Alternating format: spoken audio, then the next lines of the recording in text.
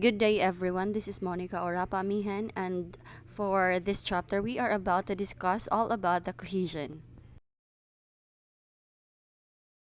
So, first, what is cohesion? Cohesion means holding together or linking words, sentences, paragraphs, and ideas in emails, reports, and memos are linked together by connectors, reference words referring to another parts of a text. Since cohesion needs to be distinguished from coherence, we're about to differentiate coherence versus cohesion. So for coherence, very general principle of interpretation of language in a context, fewer formal linguistic features, example of vocabulary choice, relationship, deal with text as a whole, based on primarily semantic relationships, error much more obvious. And for cohesion, formal linguistic features, example, repetition, and reference.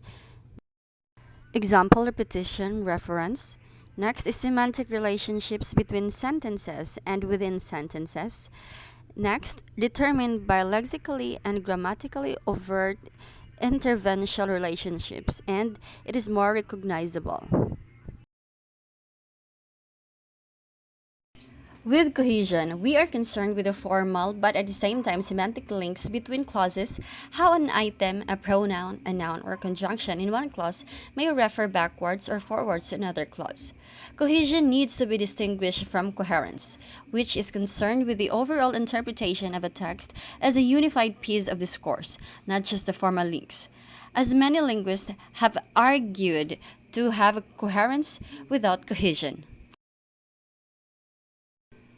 Widdowson gives the often quoted example of an exchange between two people. A. That's the telephone. B. I'm in the bath. A. Okay. This piece of discourse has no formal links between the three clauses that make it up, but at the same time, it can be understood as a coherent piece of discourse.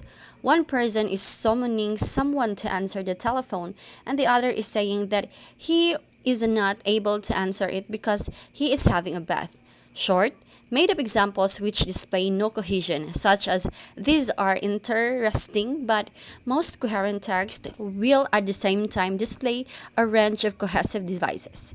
We can say that the cohesion contributes to coherence, although it is not sufficient condition. We will return to this issue later in this chapter. Holiday and Hess in 1976 describe cohesion as follows. Cohesion occurs where the interpretation of some element in a discourse is dependent on that of another.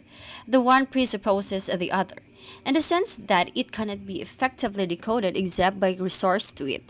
When this happens, a relation of cohesion is set up, and the two elements, the presupposing and the presupposed, are thereby at least potentially integrated into the context. Holiday and Hassan give the following example. Wash and core 6 cooking apples. Put them into a fireproof dish. So in this example, them in the second sentence refers back to the 6 cooking apples of the first sentence. The cohesive relation is created both by referring item, them, and the item it refers back to the 6 cooking apples. So it is the resolution of what is presupposed by them or the 6 cooking apples, which creates the cohesive relation between the two sentences. Another way of putting this is to say that in a cohesive relation such as this, one of the two elements is interpreted by reference to another. We can only interpret what is meant by them by referring back to the 6 cooking apples. The relation between the two elements in a cohesive relationship, such as the one in the above example, is referred to as a tie. Because there is a meaning relation such as this in a cohesive ties, Holiday and Hassan describe cohesion as a semantic phenomenon. So there are 5 types of cohesive: reference, substitution, ellipsis, conjunction, and lexical cohesion. It is possible to say that cohesion can be expressed partly through the grammar and partly through the vocabulary. So these are the cohesive ties. So reference first. Example, he, she, it, that. So it relates utterances by referring the same entities. Next is substitution or ellipsis. Example, Jack fell, Jill did too. So it relates utterances by repeated partial structure with contrast. Next is lexical cohesion. Example, fell, fall, fall, trip. It relates utterances by repeated or related words. Last is conjunction. For example, and, or, and then. It relates continuous text by logical, semantic, interpersonal relations. Interpretation of second utterance depends also on the first one.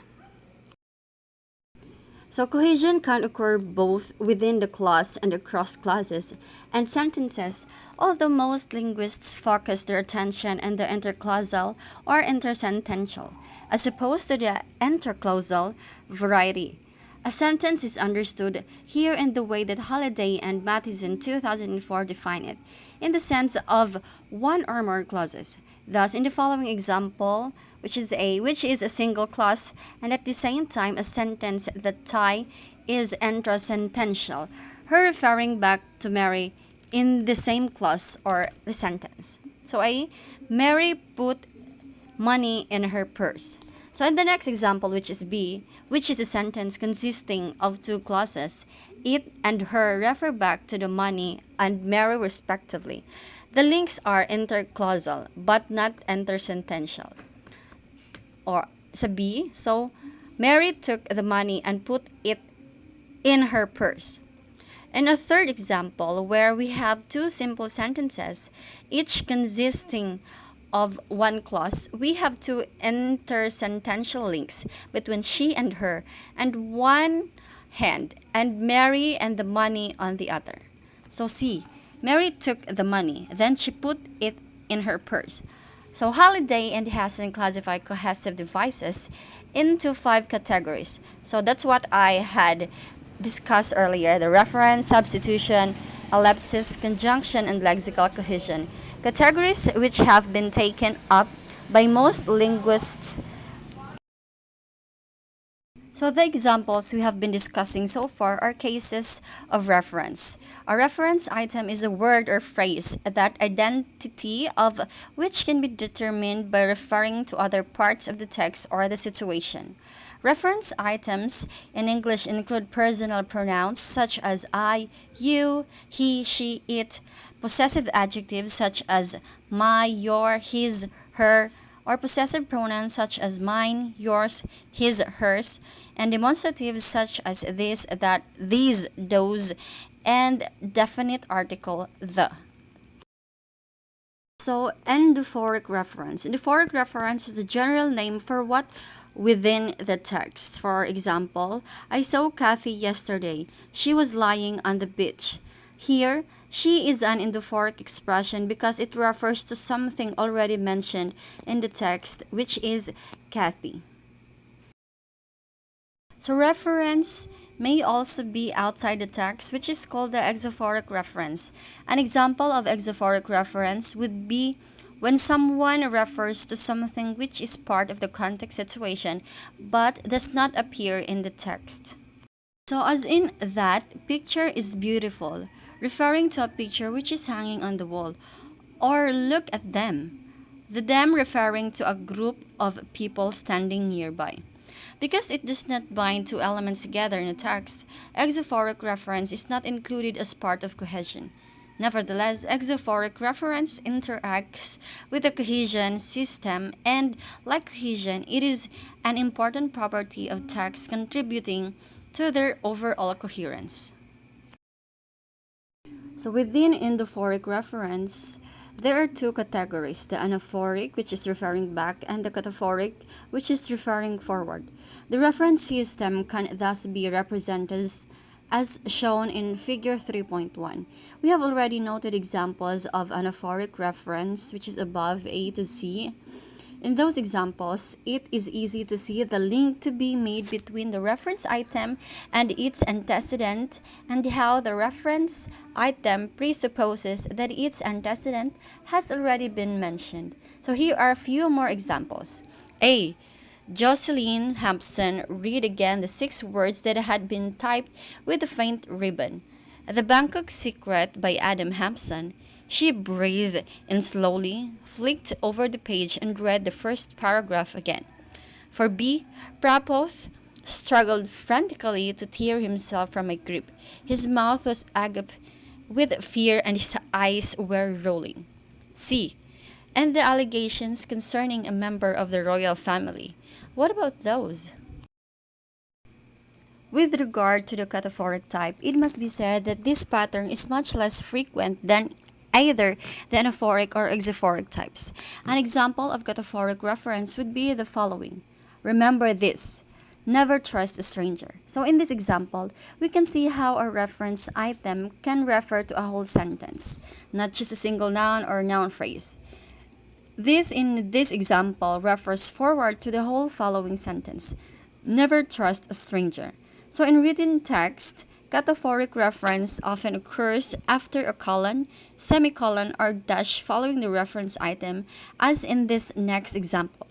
The following are the winners: Susan, Christopher, and Ali. Strictly speaking, cases such as these are not interclausal at all, but they are often treated as such. In fact, a case can be made for such examples to be considered as interclausal if what comes after the colon is taken as elliptical.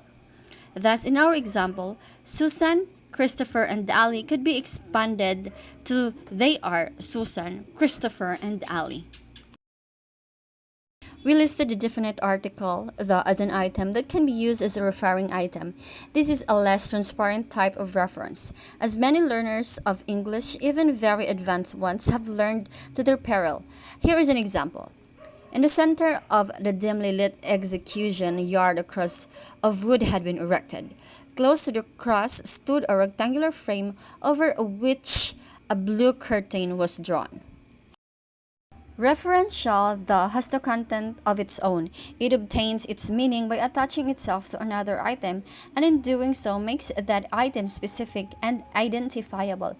That is to say that it can be recovered somewhere in the context, either textual or situational. Thus, if I say the tree or the enemy or the cross, I am presupposing that there is some tree or some enemy or some cross. Probably the most frequent use of definite reference is exophoric. Holliday and Hassan identify two ways in which exophoric definite reference refers. First, it may refer to something which is specific to the given situation. If I say, the water is too cold when standing with my interlocutor by a swimming pool, I am clearly referring to the water in the pool. When London Underground operators say, mind the gap, they are referring to the gap between the train and the platform with which alighting passengers are familiar. Second, exophoric definite reference may refer something which is specific to community.